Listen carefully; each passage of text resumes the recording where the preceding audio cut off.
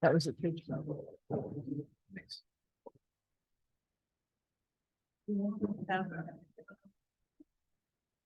Testing 1, 2. Okay. No. 6 o'clock. Whenever you're ready. We're ready? Okay. Good afternoon, all ladies and gentlemen. Welcome to the Metro Fire Board of Directors regular meeting. It's Thursday, June 22nd at 6 p.m. We're holding this meeting at Fire Station 68 on 12065 Cobblebrook Drive in Rancho Cordova. I'd like to call the meeting to order. Madam Clerk, would you do the roll call, please? Yes. Director Weber, Present. Director Sheets, Director Wood, Present. Director Rice, Present. Director Jones, Here. Director Costa, Here. Director, President Clark, Present. and for the record, Directors, Sailor and Gould are absent this evening. Thank you, Madam Clerk. Next, we like to do our pledge to our flag. Director Weber, can you lead us in the pledge? Pledge allegiance to the flag.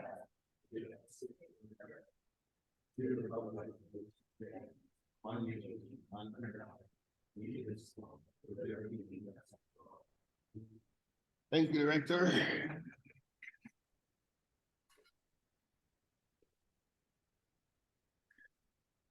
Next, we have a Metro Cable announcement. This meeting of the Sacramento Metropolitan Fire District will be cable cast on Metro Cable 14, the local government affairs channel on Comcast, Consolidated Communications, and AT&T Uverse cable systems. This meeting is also webcast at Metro 14 live.saccounty.gov. And today's meeting replays on Monday, June 26th, 2023 at 6 p.m. and Wednesday, June 28th at 2 p.m. on channel 14. This meeting can also be viewed at youtube.com/Metro Cable 14. Next, we have public opportunity to discuss matters of public interest within district jurisdiction, including items on or not on the agenda. Do we have any speakers?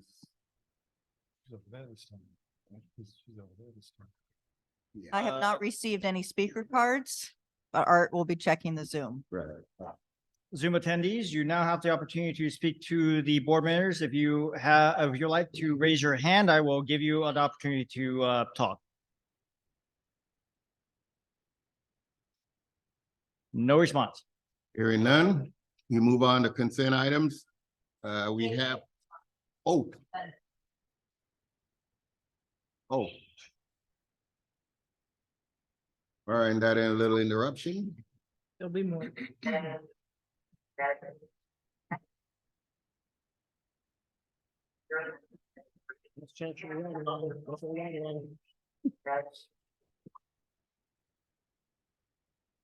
Pardon the interruption, we're in a fire station. We have 7 consent items on the agenda. And you've had an opportunity to look them over. Do we have any questions? No. We haven't. Mr. Chair, I'll move the consent. I'll second. All right, we have a motion by Director Wood and a second by Director Rice. Madam Clerk, would you call the Yes. roll? please? Director Weber. Aye. Director Sheets. Aye. Director Wood. Aye. Director Rice. Aye. Director Jones. Aye. Director Costa. Aye. President Clark. Aye. Thank you. Motion passes. All right, next we move on to presentation items. The first, the only presentation item that we have is a presentation of fee schedule for operational permits, plan reviews, new construction inspections, general fire and life safety inspections, and that will be Assistant Chief Law. The recommendation is to receive the presentation and prepare for public hearing on the 13th of July, 2023.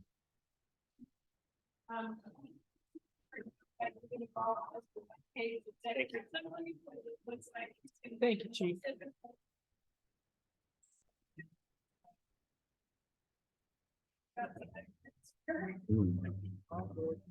Thank you, Chief.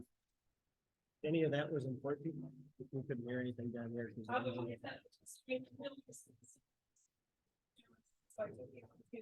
Together a one-page executive. Ah, We have a lot of material here, which there's copies.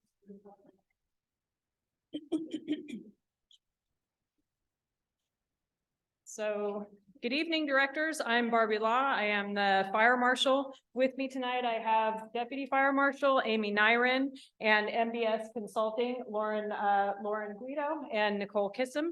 And we're here tonight to go over the fee study update. We're going to be doing this as a presentation item to make you aware of the content, and then we'll be coming back in July for public hearings.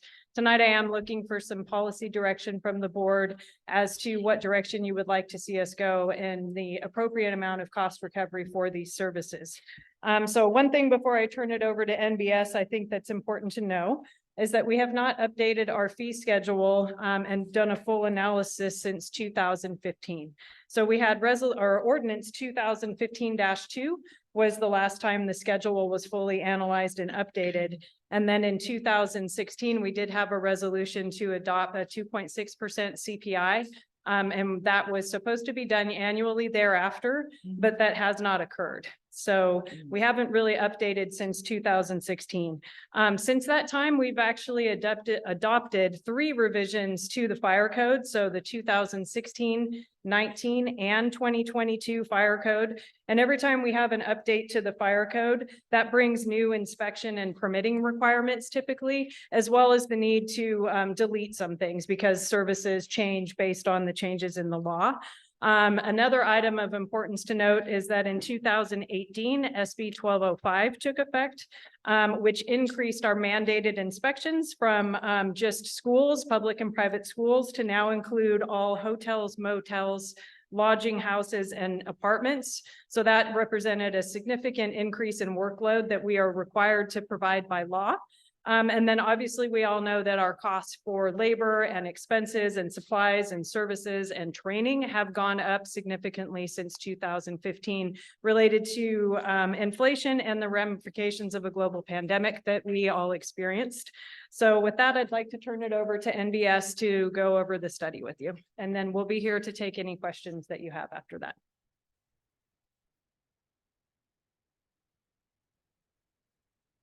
Good evening, directors. Thank you for allowing us to be here with you this evening. We have put together a brief presentation just to kind of talk about the overall project goals and project approach that we took with this fee study, and then we'll look at the summary of results, and we'll also open it up at the end for any questions that you may have.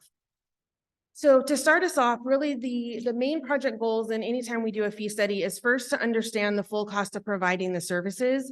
We'll talk a little bit more about what goes into understanding and kind of calculating those total costs. Once we have an understanding of those total costs, then we're able to kind of move on to step number 2, which is helping our agencies set their fees accordingly. The project scope that we focused on was only looking really at cost recovery opportunities and revenues. That would be something that would be solely adopted by the board. So we weren't looking at any type of taxes, fines, development impact fees, et cetera. We're really just looking at fee generated revenue. And a lot of that is based on California Constitution is kind of the overarching authority for our fees. So Proposition 26 amended the California Constitution to provide further clarification for when a revenue is considered a tax versus when it's considered a fee. And so there are 7 stated exceptions in Article 13C of the California Constitution that states that a revenue generating source is considered a fee as long as it meets one of these exceptions. Exception number 3 is for inspections and regulatory permits. And essentially the way that it reads is that inspections and regulatory permits are exempt from being considered a tax. However, they are still limited to the local government's reasonable costs. And then we see that kind of same concept of reasonable costs in all different forms of government code. You'll see here health and safety code also states that a district board may charge a fee to cover the cost of any service that the district provides. However, no fee shall exceed the cost reasonably borne by the district. So again, that goes back to kind of our first goal in the project is to understand what the total costs are so that we can kind of use that as our baseline. And so to do that, we use an industry standard approach that's been around for decades. And essentially, we start by gathering pieces of information. So we collect some data from the agency. We take a look at the existing fee schedule to look at not only how fees are charged, but if there's any opportunities there to charge fees differently or add fees based on changes in, as you know, Chief Law mentioned, changes in the code and things like that that may be missing from the fee schedule. And then we start looking at the costs on 3 different ways. We look at costs on an annual basis, we look at costs on an hourly basis, and then we also look at costs on a per unit basis. And once we really understand all of those costs, we're then at that kind of that next step, that next goal of what we're doing here today is looking at the cost recovery outcomes and fee setting policy. So some of the data that we collected was we took a look at the adopted budget and staffing. So the fee study that we have kind of put together was based on mid-year fiscal year 23's budget, adopted budget. We look at workload from a previous completed fiscal year. So really what we're looking for is how many of each fee service is provided on an annual basis. And that helps us kind of not only look at what revenues are being generated today, but help project revenue in the future. We look at time estimates, both on an annual basis and on a per fee item. And then we also, again, look at the current fee schedule. Once we kind of have our baseline of all of the information, we then start to go into our cost estimation and our cost calculation criteria. So when we're looking at costs on an annual basis, we're looking for a couple of different things. We're looking for not only the direct costs, things like salaries and benefits and services and supplies, so your general operating expenditures, but we're also looking for anywhere that there may be indirect costs, things that are division, district-wide, department-wide overhead cost support services that should be eligible for recovery as well. So we kind of take a look at all of those costs, and that gives us our baseline.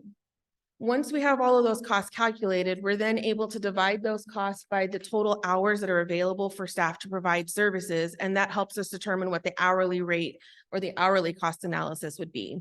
So we have a couple of different hourly rates that were calculated through the fee study itself. The one that we focus most on, that the majority of the fees are based on, is the inspection and permit services. And that came out to about $304 an hour. So that's kind of our baseline of, now that we've got all of our total costs, we've got our costs on an hourly basis. Now we go into more of a fee by fee, or what we call like a per unit cost analysis, where we essentially say we work with staff to understand how long it takes to provide each service that's on the fee schedule. We multiply that by the hourly rate that we've calculated, and that determines what would be considered the 100% maximum fee amount that would be eligible to be charged. So once we have that information, we can then kind of move into that second goal of kind of helping to look at how do we then set fees? Do we set them at 100% cost recovery or less? So one of the things that we always look at is that there's always generally some fees that you'll find that are going to be recovering 100% of their costs. But there's going to be many fees that are also not recovering 100% of their costs. And there may even be some fees that are currently over recovering their costs. So essentially what we're here tonight to kind of talk about is to kind of show you guys what the results of the analysis were.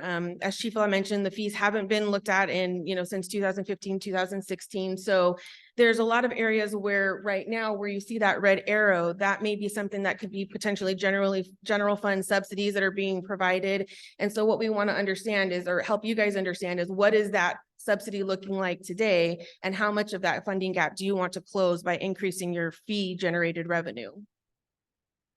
So we put together a report. So I know everybody had their staff report today. And so NBS puts together a report, and part of that report is there's a couple of appendices that essentially kind of show the fee tables and some of the different information.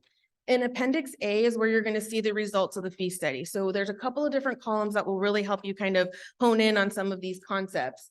You're going to see a column that's labeled cost of service per activity. And so that column represents that 100% cost recovery level, that maximum fee amount, if you will. So that's kind of where we're looking at that. And then when you compare that to the existing cost recovery percentage, what we're trying to compare there is what is the actual cost recovery today at the current fee amount compared to that 100% cost recovery amount. So that'll help you see where some fees you'll see will be less than 100%, some may be over 100%, and some will be right around 100%. So that's going to help you on a fee by fee basis really understand kind of where the fees are currently landing. There is also an Appendix B that has a comparative fee survey. So we did look at some surrounding agencies. We will talk about some of the caveats with that. So if you do look in the report, Appendix B is that comparative survey. So to kind of give you guys an idea of where the results came out, currently right now, the district is recovering about 45% of the total annual cost of providing services. So when we look at the totals, right now it's about 2.5 million versus about 5.7 million that could be eligible for recovery through fees. So again, that's kind of that red arrow funding gap of how much of that do you guys want to close by increasing fee amounts to try and close that 45% to 100% gap. So should the board adopt all of the fees at 100% cost recovery, that would bring in an additional 3.2 million in fee revenue. But there may be reasons why fees wouldn't necessarily be adopted at 100% cost recovery. So we'll let Chief Law talk more about some of those areas where you guys may want to consider less than 100% cost recovery, but we did want to kind of present the results at least to give you guys an idea of overall where fees are at. Again, to talk about the comparison survey, just kind of briefly, we did look at several different agencies. So we looked at Contra Costa County, Cosumnes, Fresno, Orange County, and the city of Sacramento's fees. Couple of things to understand with the comparative results is that there's not always a good one-for-one way of knowing exactly how much another agency is charging for their fees. Sometimes they have varied terminology for a similar service, or they don't have something published on their fee schedule. And so we're only able to gather what is publicly available out on their website. Also just understanding, when was the last time they looked at their fees? We don't really have a good understanding of when was the last time they looked at their fees, or what was their cost recovery policy? Are they trying to collect 100% cost recovery, or are they somewhere less? So keep that in mind, that if you are looking at the comparative survey as a benchmarking tool to understand, where you guys want to set your fees, it's just something to kind of consider, that we don't always necessarily have apples to apples with some of the comparison information. So as Chief Law mentioned, we're here today just kind of at least presenting the information, giving you guys an opportunity to ask questions about the study itself. If you have any specific questions, there will be some adoption hearings that take place in July, and then fees will become effective 60 days after they're officially adopted. And that is what we had for you this evening. So thank you so much for your time, and I will turn it back over to Chief Law. Thank you. When we talk about benchmarking and the fees and looking at other agencies, I think the one area that we really are going to be looking for some direction from the board on is in the collection of fees for school inspections.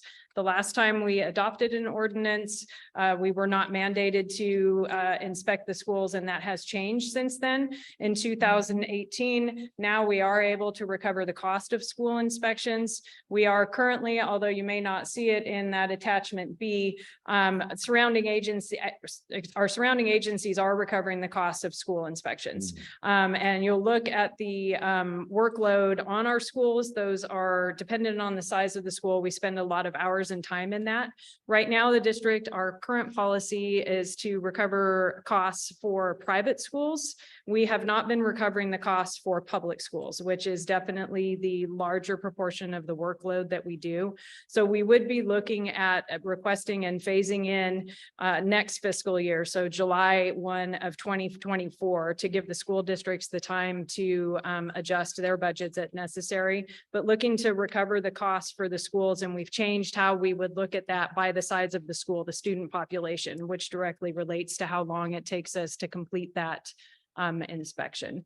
So I think that's going to be the largest change that we're looking for in here. I, as the head of the division, am definitely strongly advocating to get us to a point where we are recovering 100% of the cost of doing services. This board has always had a goal of doing 100% business inspections to help the community out. We have not been able to get towards that benchmark, especially when we had the new mandates come into place. Right now, we're really able to cover our mandates and complaints that come in. And those complaints come in from both our fire crews as well as the community in regards to unsafe conditions that may be there. So we still need to get to a point that where we're funded in a way that we have inspectors that can also go out and start getting out into our business community to make things safer for everyone. As we all know, when we have a fire in a business, over 80% of businesses never reopen again, which is an impact in the community that makes it, not sustainable and viable for business.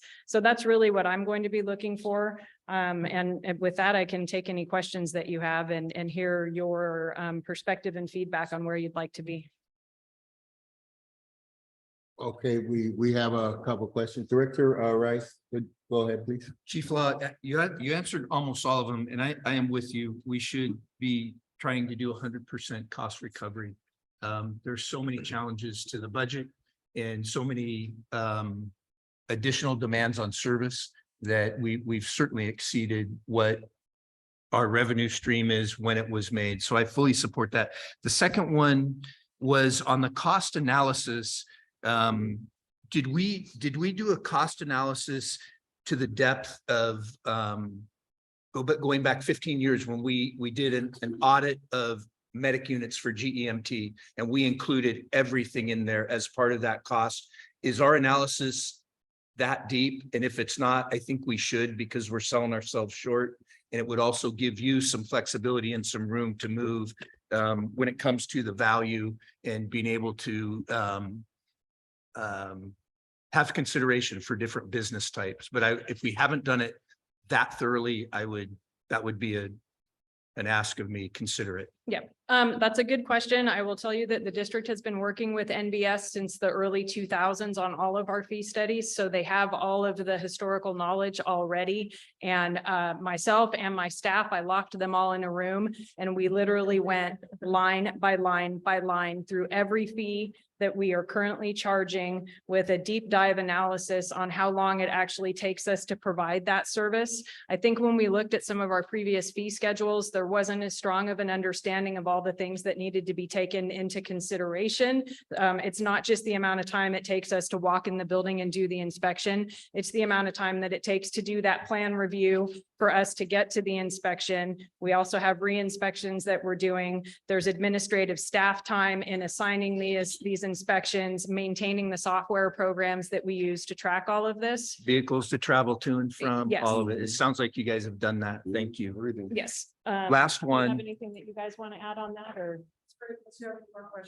Last one is in community risk reduction, and I don't even know if there is one, but as far as fee or I look at it as cost recovery. Mhm. Is there an industry standard or at least a regional standard? And if there is, do we find ourselves at the standard or above or below? Are we antiquated in our structuring and our recovery? I'll let the expert answer that. So there are some general standards, but of course, you guys are a larger fire district in the state. So I think whatever policy you adopt really needs to be specific to how you guys are doing business. But in general, there are a couple different types of services provided in a fire prevention fee program or community risk reduction program. You've got regulation of your existing businesses and facilities. And if there's going to be a subsidy provided anywhere, it would be in that list for schools or for existing businesses, depending on how you look at that. Then you have the development side, which is all of the sprinklers, alarms, new construction, all the regulation on that end. And that's typically an area of the fee schedule where there is not a subsidy provided, just based on the span of public to private benefit of those services, right? Obviously, the safety regulations on the existing businesses have a different policy consideration potentially than the development services. And another common approach is to phase in increases sometimes if they're looking a little bit higher than usual. Thank you. Sure. Director Weber, you had a question. Yes, real quick, absolutely support you getting to 100%. I'd like to see you get to as close as possible as cost neutral on that. The question I have though is the challenge with the re-inspections. Okay, I get one or two re-inspections, but is there any assessment, a fee, a penalty when we're getting into 3, 4, 5, 6 times we're going back? And what is that? Can you explain that to us? So if you look in the miscellaneous section of the fee schedule, so a typical inspection will include the initial inspection, the plan review, and one re-inspection. Okay. And then that miscellaneous fee schedule previously provided for, I believe it was somewhere in the $400 range for additional inspections after that. And our inspectors, sometimes it's really, there's just a couple more things. They've been working with us. So they're hesitant to charge such an exorbitant fee for something. So we've restructured what that's going to look like to just charge by, by the half hour when we're having to go out again. So it's a little more in alignment with the actual time that's spent on those. So if they're going out and then they're having to take 4 hours for another extensive inspection, then that would be charged accordingly. But like I said, in the past, I think the cost was such that people weren't really marking it down, so we weren't recovering those costs. Okay, thank you. Thank you, Chair. Any other questions? I've got a Yes. question. go ahead, Thank Greg. you. So I want to make sure I understood the comparative component. So we compared some jurisdictions and what I heard was the caveats to that. But why did we choose these particular jurisdictions? Because they're comparable in size and agency and scope of services, and they're local in our region, or they're similar special districts in the Bay Area. One thing to note, at the time that that information was pulled, since then, some of those agencies have actually gone through another fee revision. Like Lauren covered, everybody isn't on the same cycle. We don't know when they did stuff, but I do know that Cosumnes just redid their fee schedule. So that isn't incorporated in there.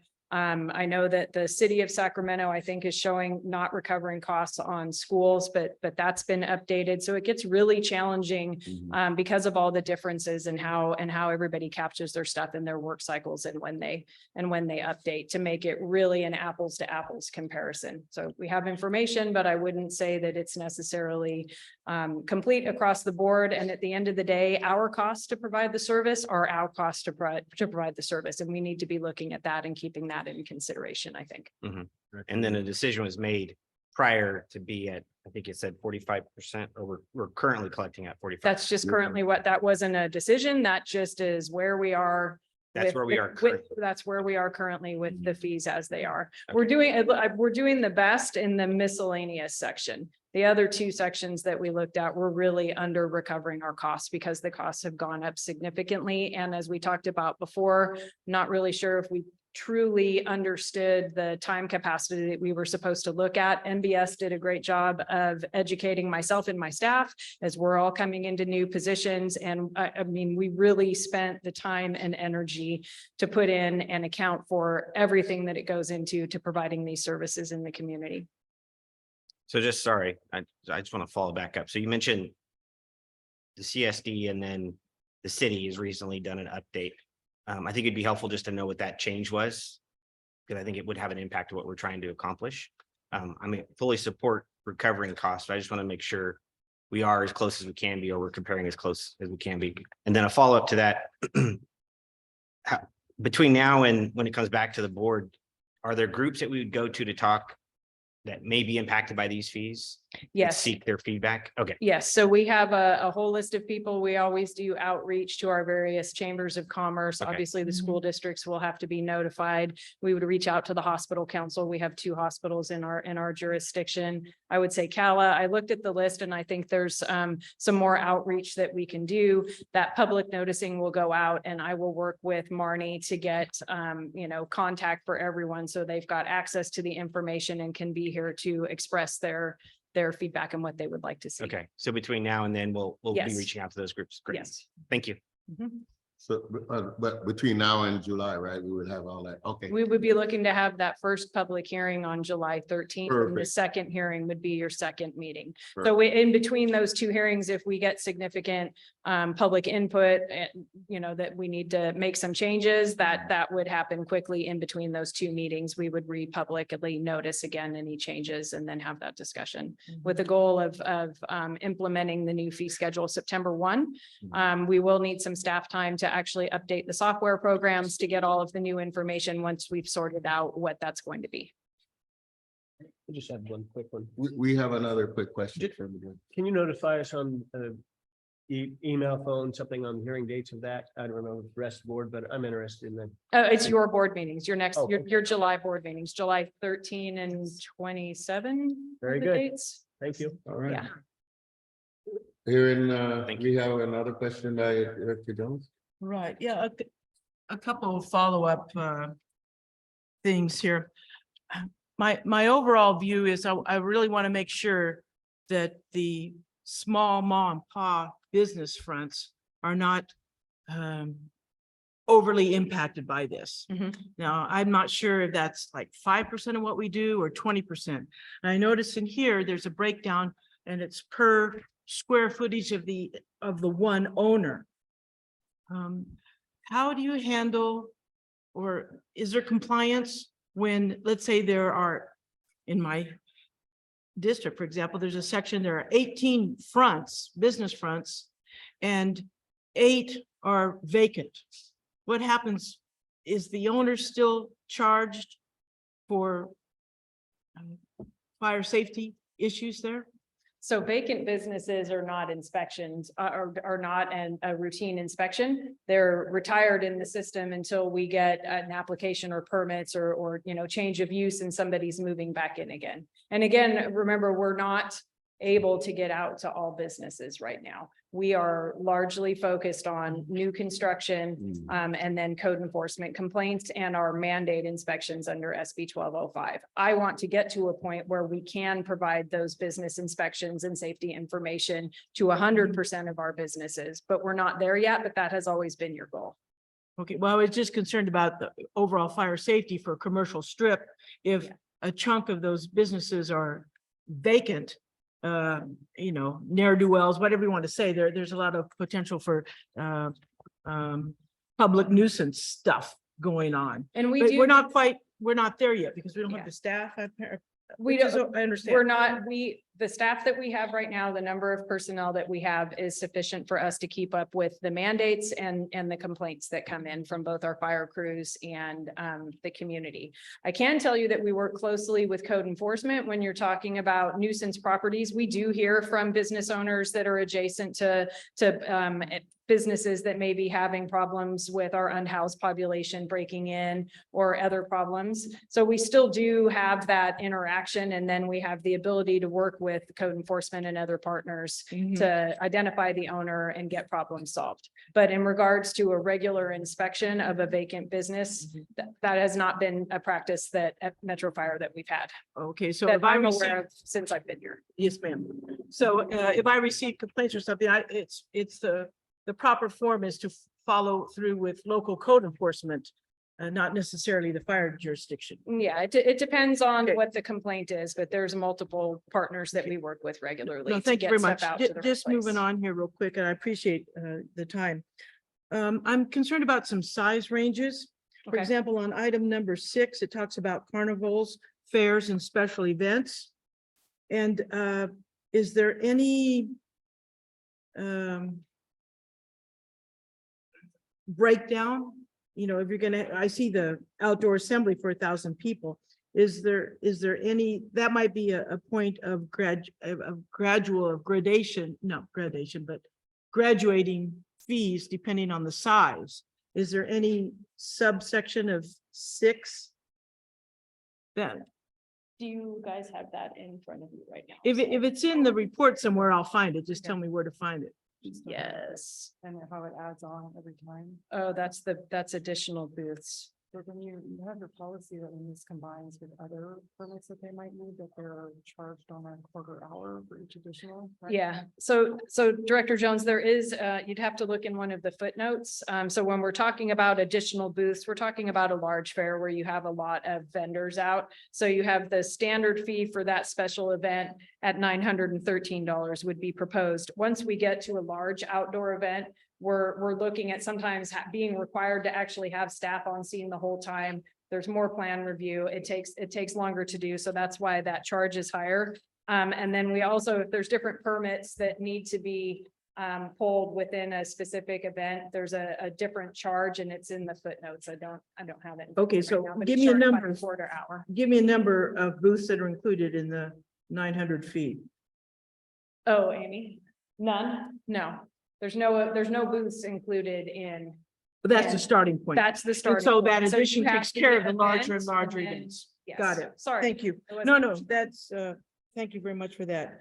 And then, again, the range business, covered and open mall buildings. I mean, we could have a small one versus a super large one. Is there any, we might be able to go easier on the small ones and perhaps the large ones. Is there any incremental charge for those larger ones? That might No, be right something to now, look what at. you see here is what is in your existing fee schedule. There is no breakdown currently. And that is not what we were looking at now. We could take a look at that and see how other agencies are handling that, if we can find an apples to apples comparison. Yeah, well, there's a difference. It's not in our, but you know, between Roseville Mall and then the Sprouts Market down here. So I mean, okay, no, thank you. I just wanted to draw that there might be think areas maybe- for, I can answer that. So the covered mall is gonna be like your Sunrise Mall or Yeah. your Country Club Plaza. When you look at your smaller, like your strip mall, that would not be covered under that. That's gonna be based on the individual business at that point. all right, well, I'll get online with, I'm just curious how many we have and I'll talk to you guys offline. I appreciate that. Thank you. Just a couple more. Number 38, open flames and candles from 0 to 456. I'm not sure how to address that. How much open flame? Again, it's a grid, or perhaps I could follow up offline, but again, it's the gradual increase in potential harm that I want. It would be nice if we could address that a little bit, but I'll get you off. Sorry. For public schools, who pays? It would be the school district. The school district? Yes. Okay. And 38, that was the size range. Okay. Is it worth analyzing? Is it productive to analyze why we stopped? We only did the 2.6% once? I can ask, but most of the people that were here, that whole leadership team is not here anymore. So it would be difficult for me Okay, to get the not answers on why that didn't occur. We are recommending that in the future, every July 1, we take a look at that, and Amy and I will be committed to making sure that happens, so we don't get this far behind in the future. Right. Now, will that type of CPI increase be included in the final thing that we vote on? At Yes. the end of July? Yes, it is. Thank you, Chief. Are you? You're good? Thank you, Oh, Mr. Chair. Okay, thank you, Yes. Director. Hearing no further questions, thank you very much. It's a great presentation, NDS. Thank you as well. Chief, Law, Thank you. all right? Oh, it may not take. the quick- Okay. Let's move on to our action items. The first action item that we have is our MIH contract with Sacramento County. And that'll be Battalion Chief Scott Perryman. And the recommendation is to adopt the resolution and authorize the fire chief or his designee to enter into a contract with the services requested by Sacramento County. Good evening, Board of Directors. Chief Haverty, thank you for having me tonight. I come to you tonight with with good news, problem, and a solution.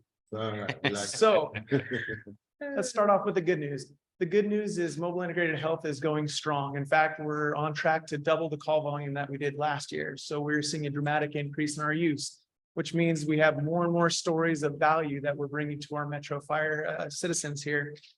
The other good news is we're looking to expand into telemedicine, and we're looking to expand into covering more days of the week to, again, bring more value to our individuals that we serve here. Mhm. Now on to the problem. The problem is the original funding that we were given is running out very quickly. In fact, we thought it was going to last a year. We've made it last a year and a half. That year and a half ends at the end of this month. So that is the problem. We're out of funding. The good news and also the solution is Sacramento County is wanting to contract services with Metro Fire to continue our mobile integrated health program for an additional 6 months. This funding will allow us to actually expand to full coverage of 7 days a week. And also it covers all of the costs for Metro Fire. So it's no expense from our general fund. Again, this is a contract for services for an additional 6 months, which will buy us the time that we desperately need to get the contracts in play where we can actually recover costs for our services. We're very excited about this because it puts us in line with, what everybody else is doing throughout the rest of the country. We're hearing more and more individuals that are starting similar programs, and we're excited to see this move forward.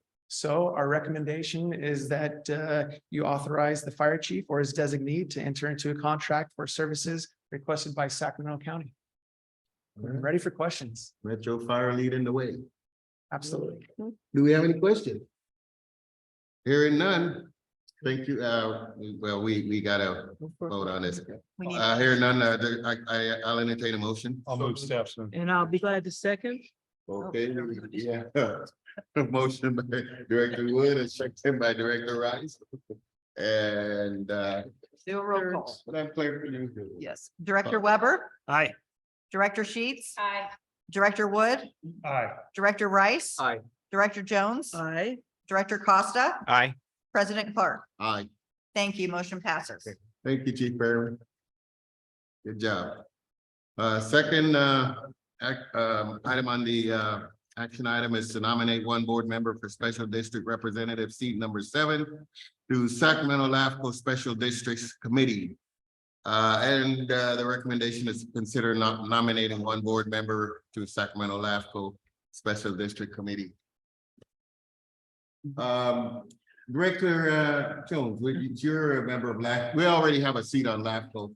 Yes, So sir. would That- you- Yes, sir. elaborate? That is true, Mr. President. Mhm. Our, again, this is a courtesy notice sent out to all special districts in Sacramento County. Metro is represented by myself on the second special district seat. And it would, I would just say to thank you to LAFCO for sending us the information. And it's a courtesy notice. I don't believe there's any action needed.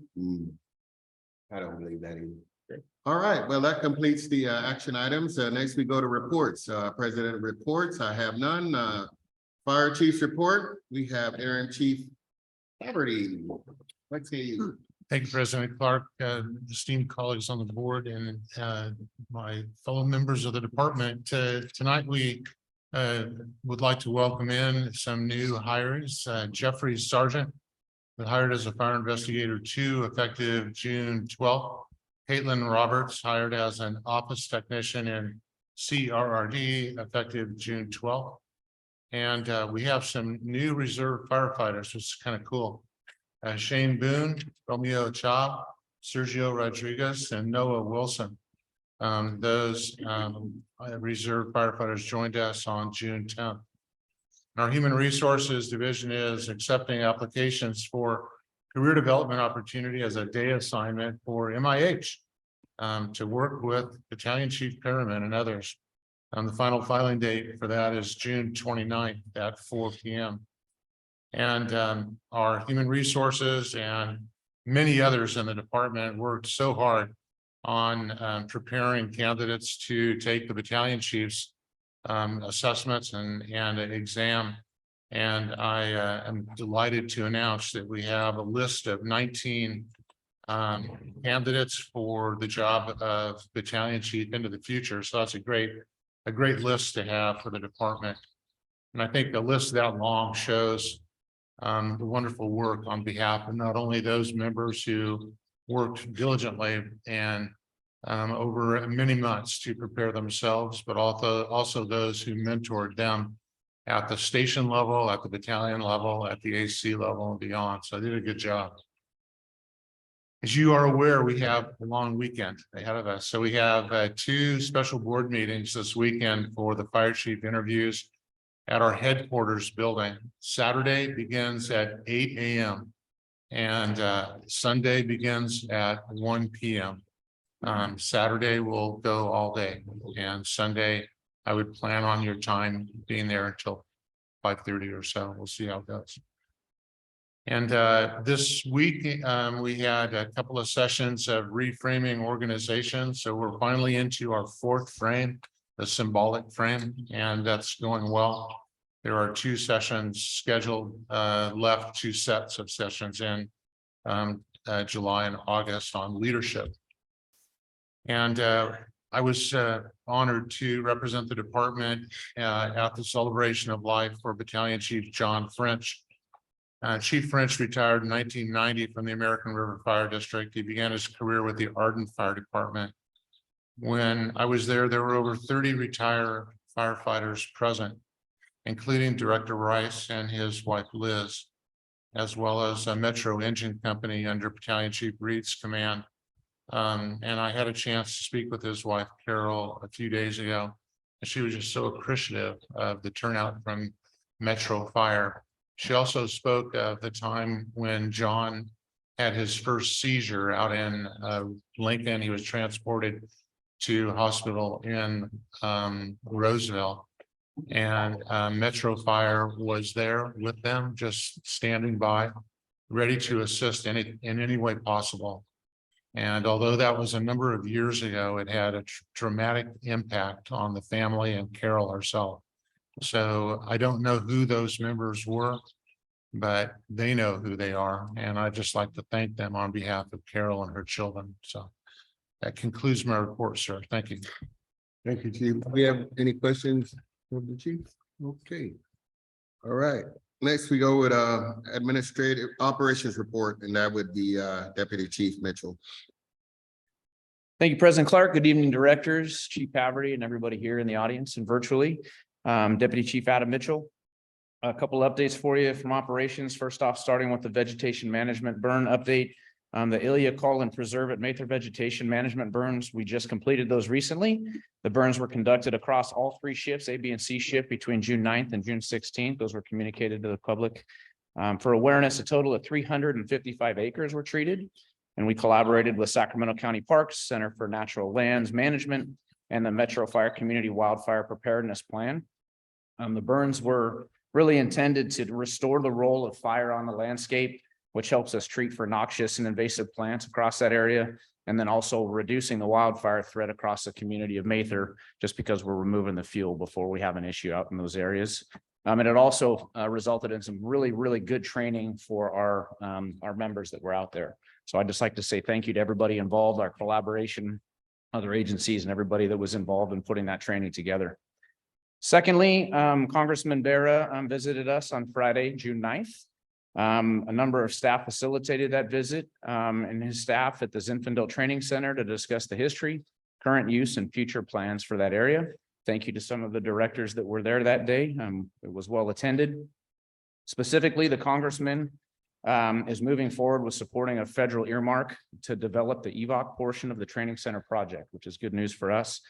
He's a good friend of the district. Special thanks go out to Kyle McDonald, Aaron Castleberry, Chief Mike Lozano, who's here, Battalion Chief Brian Gonzalez, for their portions of the presentation and coordination for the visit. Also Chief House attended, so appreciate a good show for Metro Fire to be there. We also were welcoming Sheriff Jim Cooper, the Sacramento Sheriff's Department Captain of Training, Matt Tamayo, and Pat Ellis from PG&E, that recognizes support across our regional partners, both public and private, for the project. And although not able to make it that day, I do appreciate the support that I got a phone call from the Citrus Heights Police Chief, Alex Turcott, for the project as well, because they're very interested in partnering with us on that. So the presentation by the congressman and his staff was well received, and we will continue to work with him on his staff moving forward through this process. Fingers crossed there. Another one really is a cross branch item. It's the capital assets inventory process. Recently, the district finance staff completed that biannual capital asset inventory. And operations received an email titled Capital Asset Inventory, a big thank you from Marie Jones in finance. And it said, with the addition of another finance team, 3 teams instead of 2, meeting with our operations team and getting the word out prior to us coming, this was by far the smoothest and quickest inventory we had. And I can say that as I've led every capital asset inventory the district has ever done. Normally, we use about 2 weeks to complete all the counts, and this year we completed it in just 3.5 days. So that's really cool. But I just wanted to say this efficiency would not have been possible without that coordination. And I wanted to specifically thank Marie, Dave, and the whole finance team. Chief Bailey's here too, for their work and their early communication by reaching out to us in operations, and allowed us to set that new record. I think that's a really great example of teamwork that we have here at Metro Fire, and across the divisions and branches. So thank you to them. And then finally tonight, on the service delivery transition plan update, I'm happy to report that we held a joint planning meeting this past Tuesday on June 20th, and we're continuing to make progress towards implementation of the FDM to MMP transition that you all gave direction for us to do, that incremental transition plan. Currently, I'm happy to announce the target date for deployment of phase one, which includes 4 FDMs to MMPs, is Sunday, September 3rd. We were able to sit down and talk, a large group, including I would like to say thank you to 522. Their representation when there was great. VP Cole was there. Keeping that project moving forward to support the service delivery to the rest of our community as well as our own members. When that, I conclude the operations report. Very good. Do we have any questions of the chief? No. Thank you, chief. Next, we have a administrative report from Deputy Chief Bailey. Good evening, Board of Directors, Board Chair, Chief Haverty, members and of the community and from Metro Fire that are here tonight. Quick update. Community Relations Division's been hard at work preparing for 4th of July. So they're working with CRD on fireworks project, helping distribute the fireworks safety messages. There's I believe 150 engine decals throughout the district. TNT fireworks booth safety message. There's been 400 flyers distributed and 154 TNT booths throughout the district have those posted at each site. There's been a video collaboration with Citrus Heights. Also, Metro Fireworks safety video went out. There's been several media segments. PIO has these planned as we get closer to the 4th of July weekend. And also education enforcement through the fireworks task force. There's been a request to distribute our fireworks safety message throughout our entire communities, including the city of Citrus Heights, Rancho Cordova, San Juan Unified School District, Sacramento Office of Education, Carmichael Chamber, North Highlands Community Services, Fair Oaks Recreation and Park District, local news and newspapers, Safe Kids Coordinator, and Metro Fire social media. Also, direct communication with the San Juan Unified School District and the Sacramento City Unified School District. Again, thanks to Finance for completing the biennial capital assets inventory. Thanks for everyone that was involved in that process.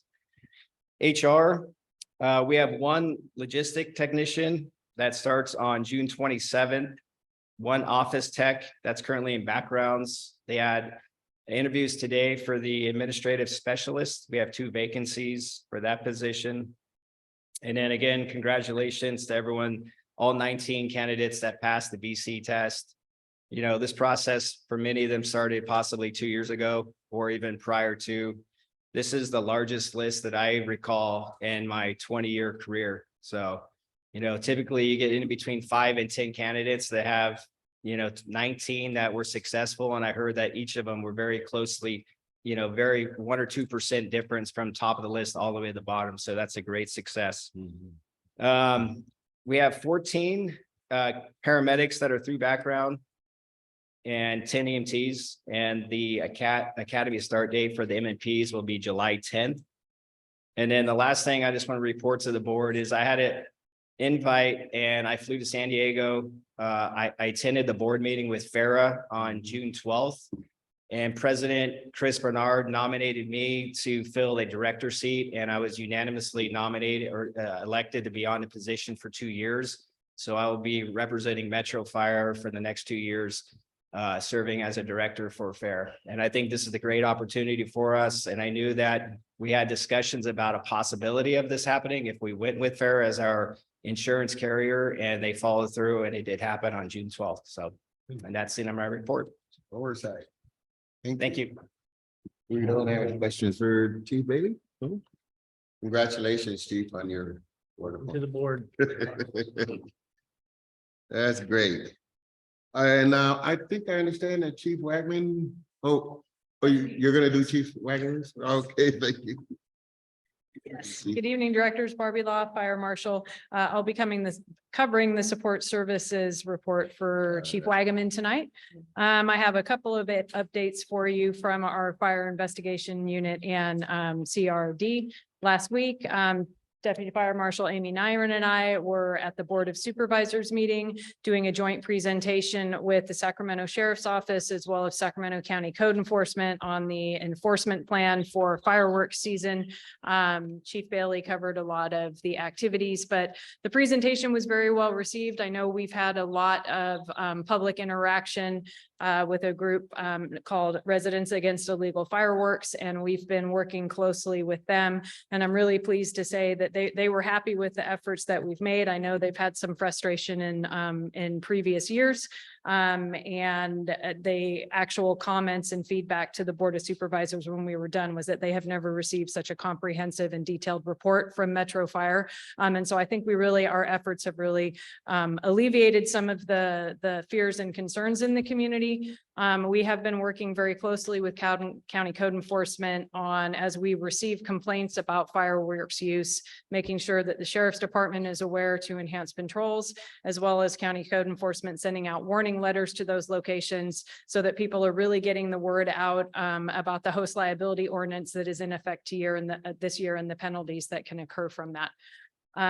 Second item, we did work yesterday. I just wanted to say thank you to Human Resources and Local 522 for sitting down with us to work through some of the staffing challenges that we're experiencing in the fire investigation unit. Unfortunately, the last meeting, we were very excited to welcome our new investigator who will be taking over on B shift next month.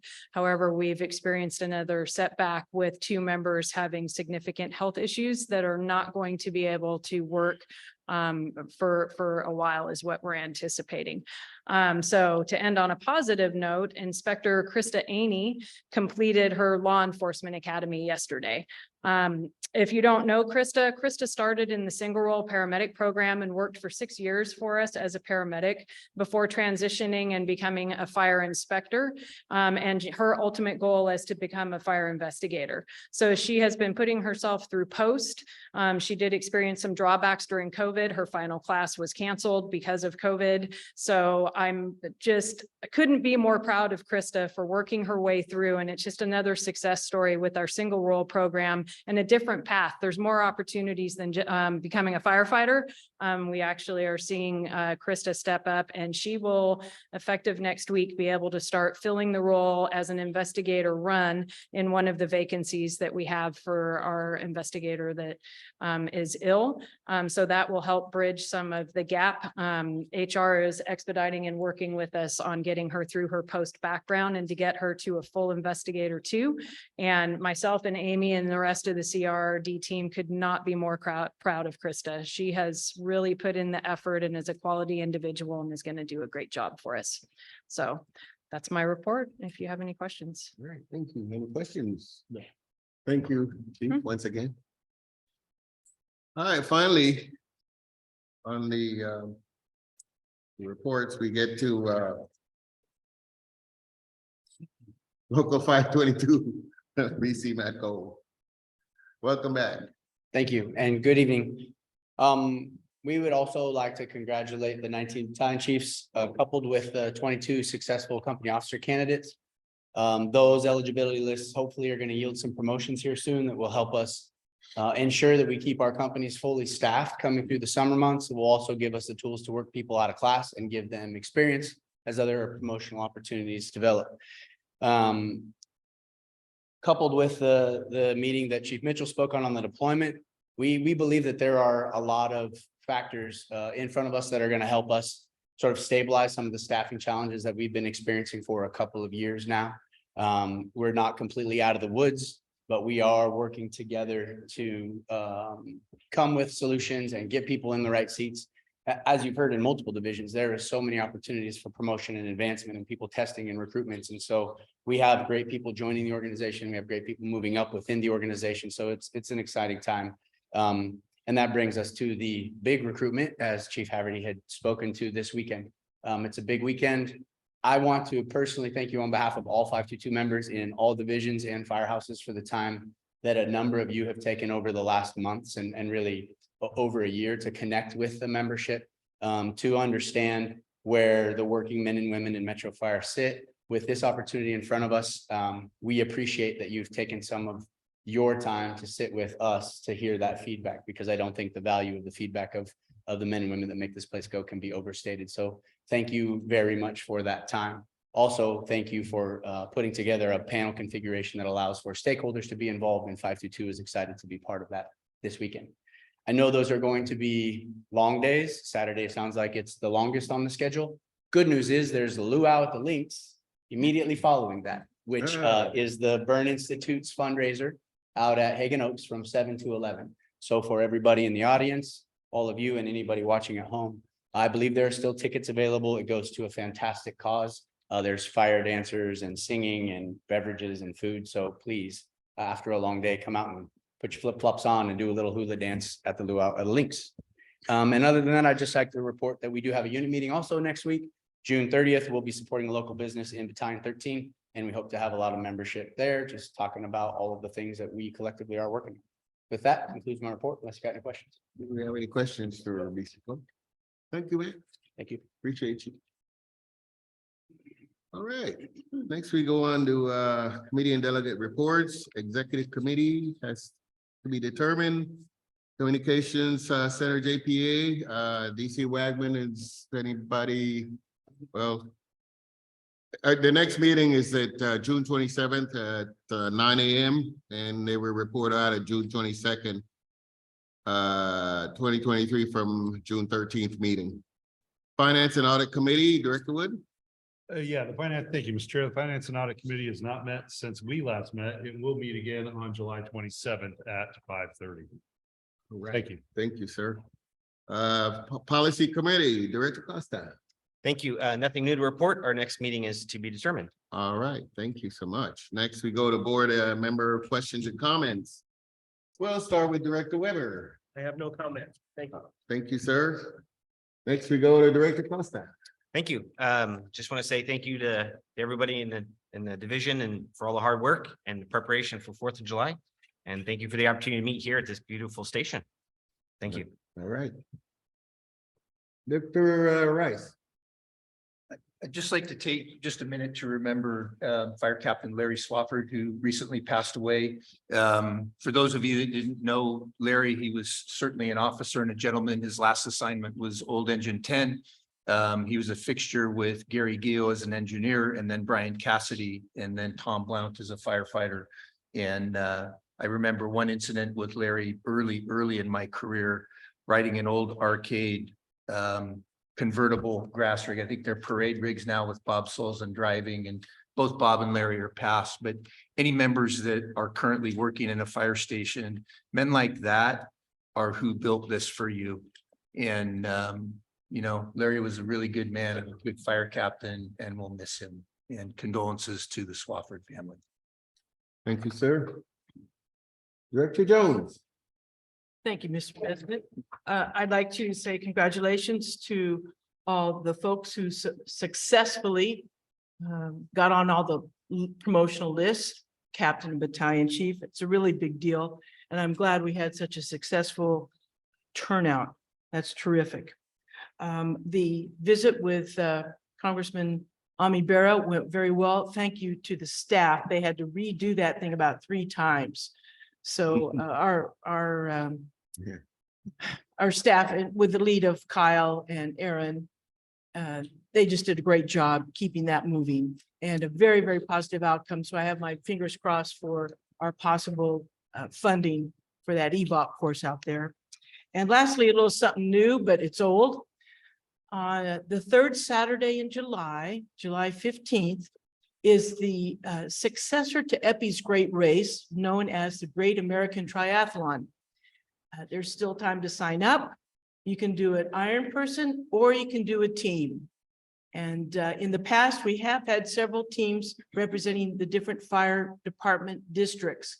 So it might be kind of fun to get up a metro team or 2. So I just want to put a pitch into that. You can register at the Great American Triathlon. Okay, so you ready? We'll sign up. Let's go. I'll be on Thank you. walking part. No jogging. Thank you, Director. Director Sheets. Just a few things. Thank Thank you. you. Want to welcome all the new hires and the reserve firefighters. Congratulations to all the new 19 candidates for battalion chiefs and the 22 company officer candidates that Matt mentioned. Also, Krista, congratulations to her with the CRRD team. Great job. And I just want to wish everybody a safe 4th of July. My apologies for being late. Oh. No. You made it. I didn't notice. You made it just really quick in that. Well, I mean, I head from headquarters really fast here. Thank you, Director. Director Wood. Thank you, Mr. Chair. I just have a couple of quick comments. First of all, I just want to say to the chief, I just want to give a thank you and ask that Brenda Briggs and April West get some credit. They did a phenomenal job with the corralling all the parents at the fire camp meeting this week. Looks like going to be an exciting time for all the kids because of all the work they put in. So I just want to say thank you for what they've done. Appreciate the staff and the crew here at 68 letting us come and invade their house.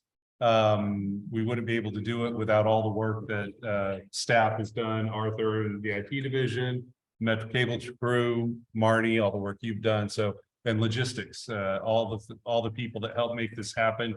It's a lot of work, but I continue to believe it's important that we get out periodically, spend some time in our houses and have the doors open so the members of the public can just come in and be a part of this. So I appreciate all the hard work that goes into it. I know it's a lot of work. Looking around here, I can see all the equipment and things that have to get moved around for this. So thank you for all that you guys have done.